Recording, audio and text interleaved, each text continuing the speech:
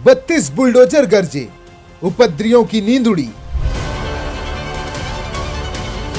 बवाल के पीछे कौन? अब सीसीटीवी देगा जवाब। आधी रात का ऑपरेशन, सुबह तक पत्थर ही पत्थर।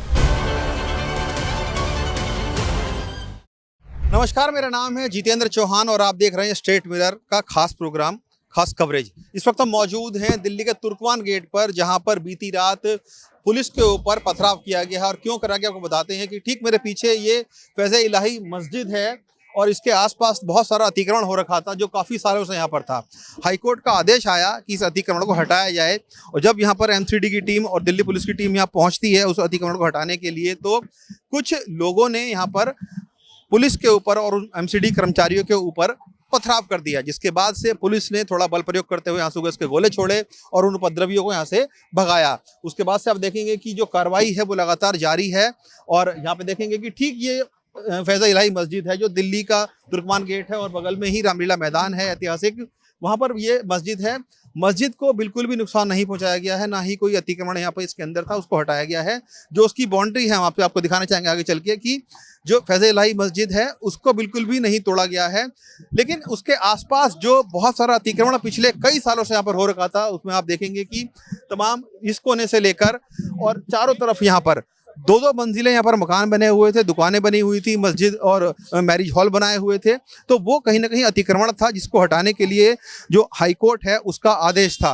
जब उस आदेश का पालन यहाँ पर एमसीडी के कर्मचारी करने आए तब कुछ लोगों ने यहाँ पर उनके ऊपर पत्थरबाजी की। कौन वो लोग थे जो उन भीड़ में शामिल हो गए और उपद्रव करने के लिए जनता को मजबूर कर दिया, पत्थर फेंकने पर मजबूर कर दिया, क्योंकि देश की राजधानी में अगर दिल्ली पे स्टोन पेल्टिंग होती है तो अपने आप में बड़ा मसला बन जाता है और यही कारण है कि पुलिस को बल प्रयोग यहाँ पर करना पड़ा था। तमाम जो बुलडोजर हैं उसके बाद से लगातार यहाँ पर अपना काम कर रहे हैं, क्योंकि जो एंक्रोचमेंट थी, जो अतिक्रमण था वो बड़ी संख्या में यहाँ पर हो रखा था। अब देखें कि मलबा कितना ज़्यादा है, बड़ी बड़ी बुलडोजर मशीनें यहाँ पर आई हैं, एमसीडी के ट्रक यहाँ पर उन मलबा को उठाने के लिए खड़े हुए हैं। आप जहाँ नजर घुमाएंगे इस वक्त चारों तरफ इस फैज़ इलाही मस्जिद के आसपास सब जगह आपको अतिक्रमण नजर आएगा और चारों तरफ यहाँ पर टूटे हुए मकान नजर आ रहे हैं।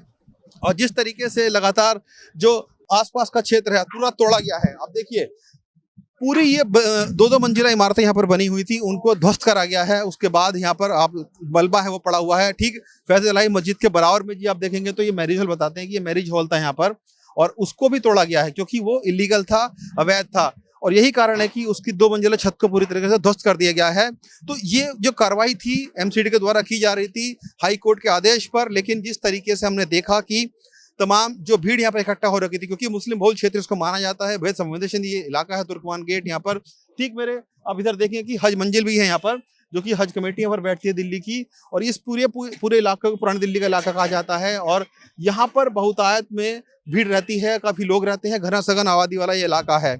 जब ये आदेश आता है कि यहाँ से अतिक्रमण हटाना है तब उसके बाद से ही लोगों के मन में अब संशय था कि शायद मस्जिद को तोड़ने आ रहे हैं, लेकिन ऐसा बिल्कुल भी नहीं था। अधिकारियों ने लगातार स्पष्ट किया इस बात को कि मस्जिद को वो तोड़ने नहीं आ रहे हैं, बिल्कुल भी उसको नहीं छेड़ा जाएगा। लेकिन कुछ असामाजिक तत्वों ने यहाँ पर लोगों को भड़काने का काम किया कि और तमाम तरह की नारेबाजी यहाँ पे की गई है, उनको मैसेज दिए गए, वीडियो बनाए गए, शेयर किए गए, जिसके बाद से जो पुलिस यहाँ पर जब कार्रवाई कर रही थी, एमसीडी के अधिकारी कार्रवाई कर रहे थे, उनके ऊपर पत्थर बरसाए गए हैं। और यही कारण है कि जब ये मामला इतना बढ़ गया तो पुलिस ने भी थोड़ा बल प्रयोग किया और जो उपद्रवी थे उनको भगाया यहाँ से, उनके ऊपर आंसू गैस के गोले छोड़े गए, लाठियां भाजी गई हैं।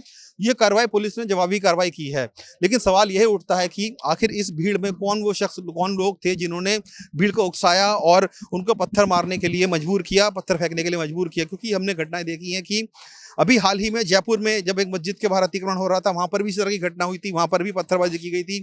उससे पहले ऐसे लगातार तस्वीर जो पत्थरबाजी की होती थी कश्मीर से आती थी। लेकिन अब जिस तरीके से क्षेत्रीय राज्यों में इस तरह की घटना सामने आ रही है, कहीं ना कहीं पुलिस के लिए भी एक ये बड़ा सवाल बनता जा रहा है कि आखिर जनता के मन में ऐसे कौन वो लोग हैं जो जहर घोल रहे हैं प्रशासन के खिलाफ। जब वो सही कार्रवाई करने आते हैं तो उनके ऊपर पत्थरबाजी की जाती है, कहीं ना कहीं उनको बरगलाया जाता है। तो पुलिस ने इस पूरी कार्रवाई के दौरान कुछ लोगों को चिन्हित भी किया है और 10 से ज़्यादा लोगों को गिरफ्तार भी किया है, क्योंकि वीडियो फुटेज सामने आ गई थी कि कौन वो लोग थे जो दंगाइयों के साथ दंगा कर रहे थे या दंगाई उनके साथ थे।